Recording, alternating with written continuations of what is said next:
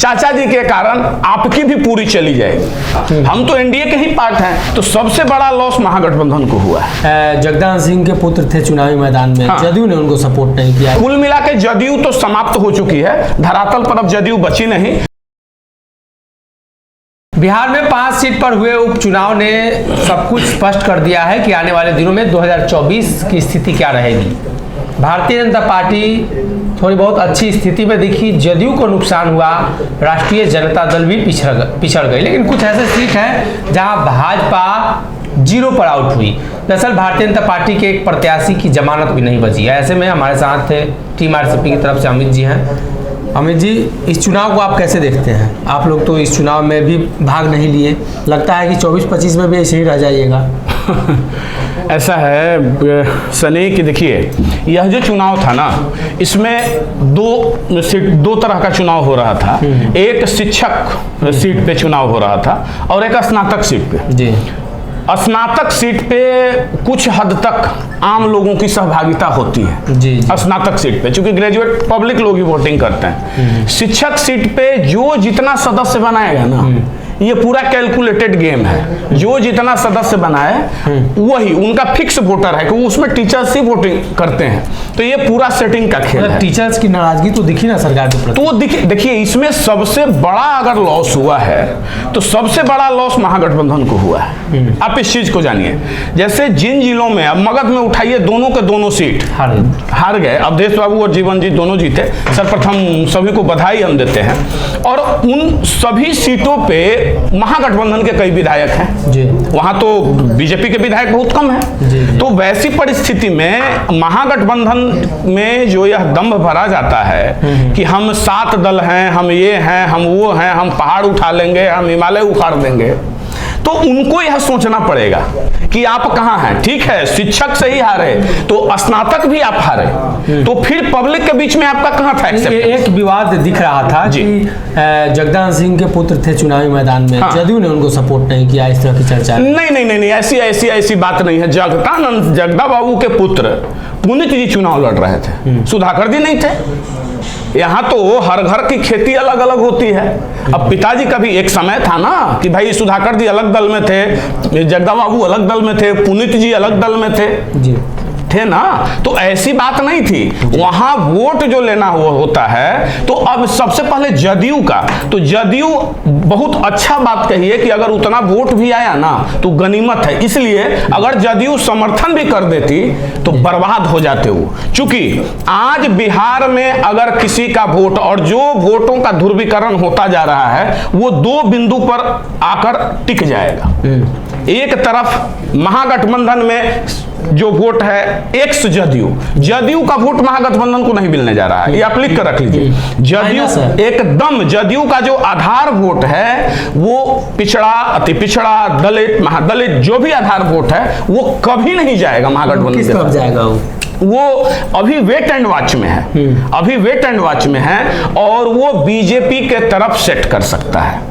लेकिन अभी ये भी कुल मिलाकर खुलकर नहीं कहा जा सकता है। वह वोट अभी बिहार में एक तीसरे विकल्प की तलाश में है। बिहार का एक बहुत बड़ा वर्ग, वोटरों का एक बहुत बड़ा वर्ग तीसरे विकल्प की तलाश में है। और जिस दिन उनको बिहार के युवा भाई बहनें जितने भी हैं, वो सब, चूंकि वो समझ चुके हैं ना कि ये सब 2020 का मैच खेल रहे हैं, ये कुछ नहीं कर रहा है। अभी ये कॉकस बनाने का प्रयास किया जा रहा है कि बस जो पुरानी व्यवस्था थी, अब वो व्यवस्था तो धराशायी होगी ना। सब तो एक्सपायरी डेट में जा रहे हैं, तो फिर से यही आडंबर कैसा बना रहे। तो कुल मिला के जदयू तो समाप्त हो चुकी है, धरातल पर अब जदयू बची नहीं। बहुत अच्छा होगा, सद्बुद्धि आ जाए महागठबंधन में आदरणीय तेजस्वी जी को कि बचा लें अपने वोट को, अन्यथा चाचा जी के कारण आपकी भी पूरी चली जाएगी। एक सवाल बिहार में लगातार उठ रहा है कि भाजपा बिहार में सक्रिय हो रही है, तो सांप्रदायिक दंगे, संप्रदाय को लेकर, 2 संप्रदाय के बीच जो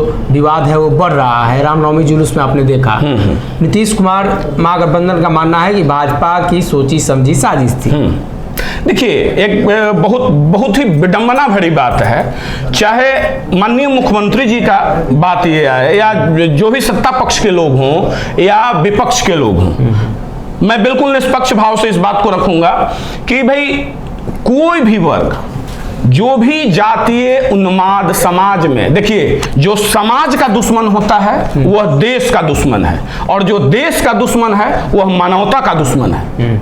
तो फिर वो उसकी पैरोकारी हम कैसे कर सकते हैं? अगर कोई कहता है कि बीजेपी जब लीडिंग स्ट्रीम में आती है तो उस परिस्थिति में सामाजिक ये बढ़ता है, ठीक है ना, ये बिल्कुल सरासर गलत है। ये मानसिकता क्या बीजेपी कहती है क्या? कल तक जदयू भी बीजेपी के साथ थी और आज बीजेपी से अलग है, तो उस समय क्यों नहीं हुआ? ऐसी बात नहीं है। देखिए समाज में जो लोग भी इसको को करते हैं, चाहे वो किसी जाति धर्म संप्रदाय से हों, वे समाज के हित ऐसे नहीं हो सकते हैं और सब लोगों को मिलकर इनकी भर्त्सना करनी चाहिए।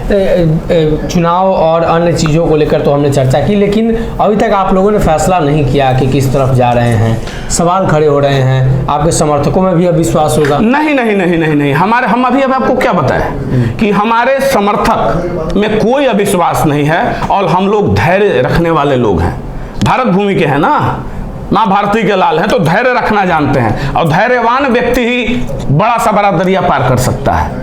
अधीर होकर आप कोई बड़ी नौका पार नहीं की जा सकती है, इसलिए धैर्य तो रखना होता है। हम जब तक एक एक बिंदु को एक्सप्लोर न कर लें, आपका कहने का तात्पर्य यह था कि आदरणीय रामचंद्र बाबू कहीं नहीं ये कर रहे हैं, तो एक अकेले रामचंद्र बाबू की बात थोड़े ना है, उनके साथ हजारों लोगों का कारवां है, तो क्या होगा उनका?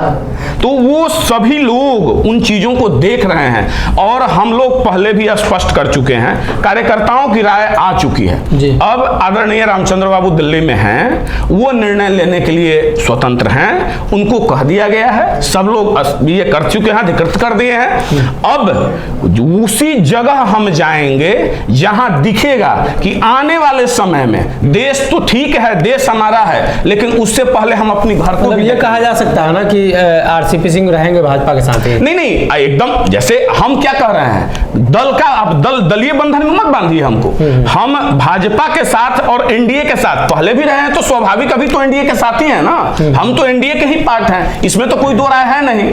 लेकिन हम बिहार के विकास के लक्ष्य को भी देखेंगे, ब्लूप्रिंट को भी देखेंगे, कैसा यहाँ बिहार सस्ता है। आने वाले दिन में अब राजनीति माननीय मुख्यमंत्री जी को करना है 5 साल बाद, क्या कि अब हमको देखना है, आपको देखना है, अब हम लोगों को इस बिहार को सजा कर आगे चलना है, तो हम तय करेंगे कि हमें क्या करना है। जी जी, कहीं ना कहीं बिहार में जो चर्चा थी बार बार की, बिहार में सभी नेताओं का अपना सेटलमेंट, सभी नेताओं के द्वारा अपनी विजन को लेकर अपनी बातों को रखने की प्रक्रिया जारी है, लेकिन आरसीपी सिंह अब भी स्पष्ट नहीं कर रहे हैं। अमित सिंह ने स्पष्ट किया है कि आने वाले दिनों में कुछ बड़ा फैसला होगा। वहीं दूसरी तरफ बिहार में जो माफ कीजिएगा, बिहार में जो सांप्रदायिक हिंसा हुई उसको लेकर भी चर्चा है, और खास तौर पर चुनाव में भाजपा की जीत और जनता दल यूनाइटेड का खिसकता वोट बैंक सब कुछ स्पष्ट कर रहा है। अगर ये वीडियो पसंद आई और वह बिहार के राजनीति और बिहारियत से सरोकार रखेनी तो सब्सक्राइब बटन दबा के चैनल के सब्सक्राइब कर ली। ओजे एगो घंटी बा, ओकरा बटन दबा देला से कुल सटीक और मारक खबर रुआ मुफ्त में मिल जाई। अगर रुआ पत्रकारिता के हमनी के नया प्रयोग में सहयोग कर चाहतानी तो ज्वाइन बटन दबा दी। पेटीएम नंबर नोट कर ली 9386816700। धन्यवाद।